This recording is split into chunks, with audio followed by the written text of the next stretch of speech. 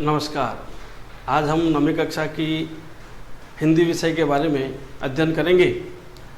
हमारा विषय होगा आज वर्ण विचार।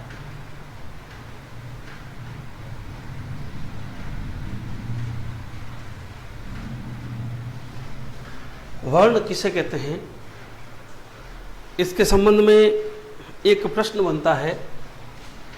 भाषा की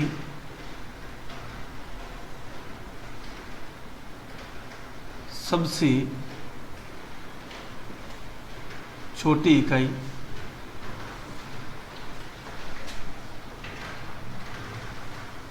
कौन सी है?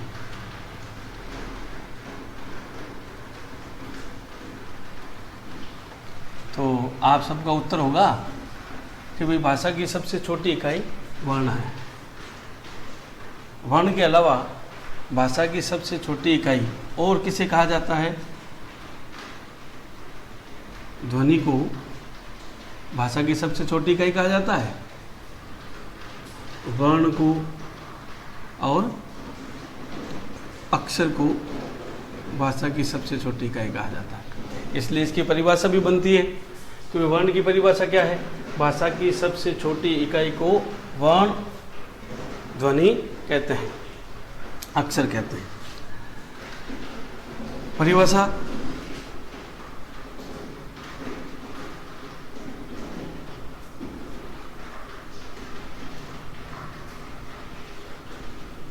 भाषा की सबसे छोटी इकाई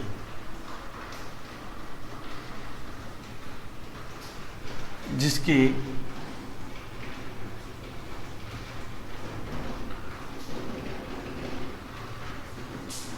टुकड़े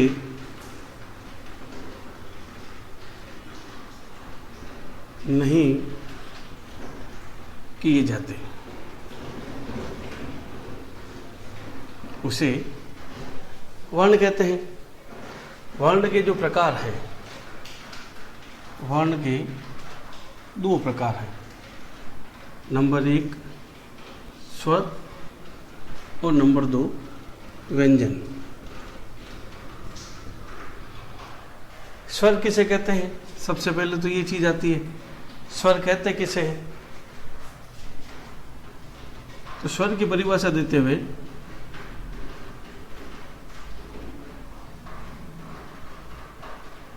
जिसका उच्चारण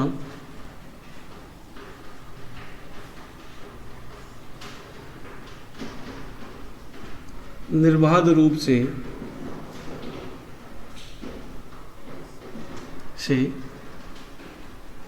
किया जाता है,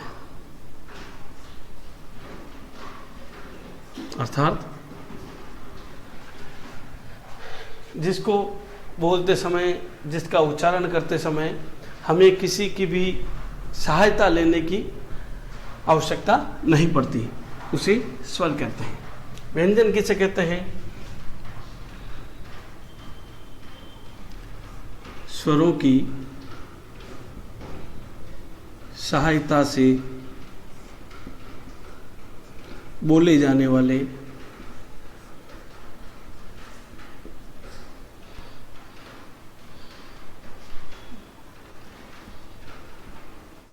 अक्षर, अक्षर ही कहते हैं। स्वर और व्यंजन दोनों अक्षर हैं।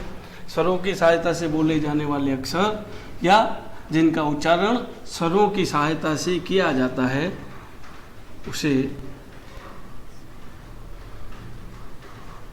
उन्हें व्यंजन कहते हैं।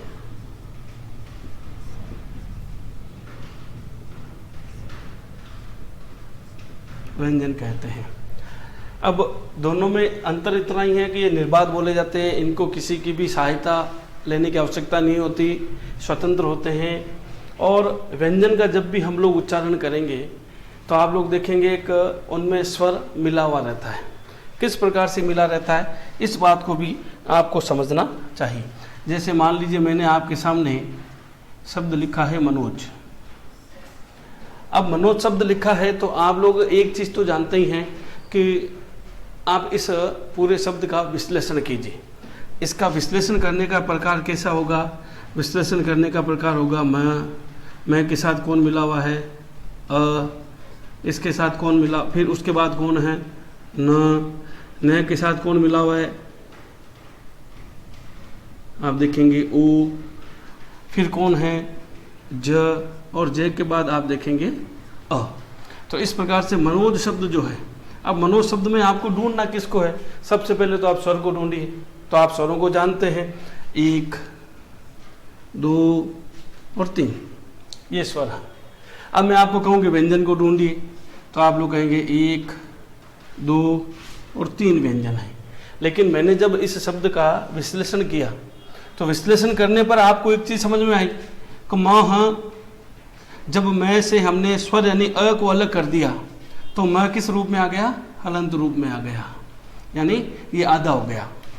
वैसे ही मैंने ओ यानी मनोज, ओ को अलग किया, न क्या हो गया? आधा हो गया। फिर क्या हुआ? अ, जय में से अ को निकाल दिया, जय क्या हो गया? आधा हो गया। आप इस चीज को जब देखेंगे तो आपको लगेगा कि ऐसा कैसे हो गया।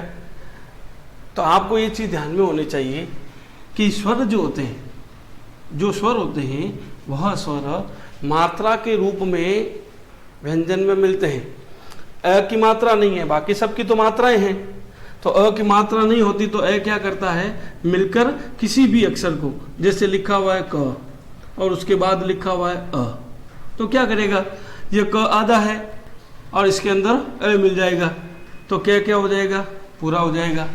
आपने बारह खड़ी पढ़ी है, बारह खड़ी बनी कैसे है? इसी प्रकार से बनी है, स्वर उसके अंदर मिले, और जब स्वर उसके अंदर मिले तो वह प्रत्येक व्यंजन को पूरा कर देते हैं।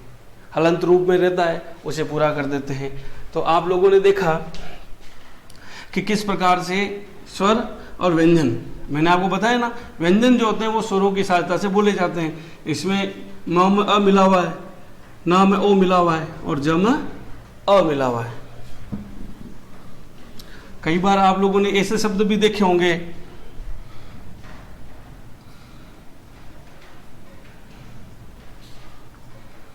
मृत्यु शब्द लिखा हुआ है। तो मृत्यु शब्द जब आप लिखते हैं, अब मैं आपको कहता हूं भाई इसका आप विश्लेषण कीजिए, तो आप क्या करेंगे? म आधा करेंगे, इसके नीचे री, ऋषि वाला, ये मात्रा के रूप में था, ये वापस आ गया। अब आप देखो त किस रूप में है? आधे रूप में ही है। तो इस त के साथ कोई भी स्वर मिला हुआ नहीं है। फिर य के साथ कौन मिला हुआ है? ऊ मिला हुआ है। तो इस प्रकार से इस शब्द का विश्लेषण इस प्रकार से हो गया। अब आप देखो, मैं के साथ कौन मिला? री मिला हुआ है। यह के साथ कौन मिला? ऊ, लेकिन त के बाद कौन है? ये आ गया, सीधा व्यंजन आ गया। तो त पहले से ही आधा है, तो इसके अंदर कोई भी स्वर मिला हुआ नहीं है। इसलिए आपको ये चीज़ समझनी पड़ेगी, स्वर जो होते हैं वह मात्रा के रूप में मिलते हैं। पहली बात ये आपको समझनी पड़ेगी। दूसरी क्या समझनी पड़ेगी? व्यंजन किसकी सहायता से बोले जाते हैं? स्वरों की सहायता से बोले जाते हैं। और स्वर क्या करते हैं? व्यंजन के अंदर किस रूप में मिलते हैं? आप लोग कहेंगे मात्रा के रूप में मिलते हैं। बात आई समझ में? अब आप खुद देखिए और इसका स्क्रीनशॉट लीजिए।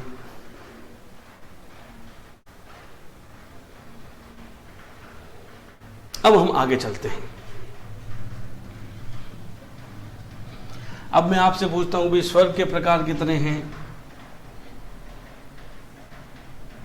तो समय के आधार पर स्वर के 3 भेद बताए गए हैं, लेकिन उससे पहले आपको एक चीज़ और समझनी पड़ेगी कि भाई हमारे स्वर हैं कौन कौन से, ये चीज़ भी तो आपको आनी चाहिए। तो स्वर आप लोगों के सामने मैं लिखता हूँ, अ, आ, ई, उ, री, ए, आई, ओ और औ। अब आप कहते हैं कि भाई मैंने छोटी कक्षाओं में अंग और अह को भी पढ़ा था, अंग और अह को भी पढ़ा था।